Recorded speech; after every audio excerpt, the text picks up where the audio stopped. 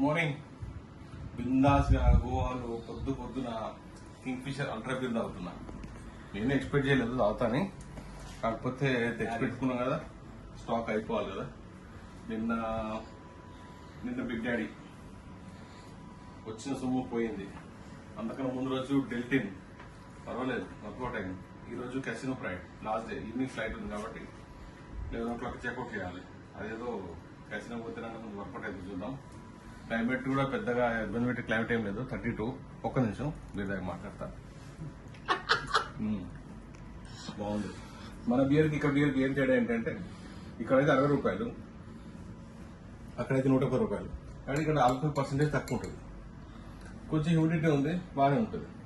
మీరు first time వచ్చేవాళ్ళు మాత్రం ఖచ్చితంగా పంజీలో తీసుకోండి రూమ్. పంజీలో సెంట్రల్ పార్క్ ఎదురుగా 2-3 ఉన్నాయి, చాలా బాగుంటుంది. 4,000-4,500 వసూలు దొరికిపోతుంది. క్యాషియో దగ్గర ఉంటుంది, క్యాసినో కూడా దగ్గర ఉంటుంది. హార్ట్ ఆఫ్ ద సిటీలో ఉంటాం. ఇక్కడ నుంచి ఎక్కడికైనా వెళ్ళిపోవచ్చు. అదే సౌత్ గోవా పోతే కొంచెం ఇబ్బంది ఉంటుంది. నార్త్ గోవా అయితే పర్ఫెక్ట్.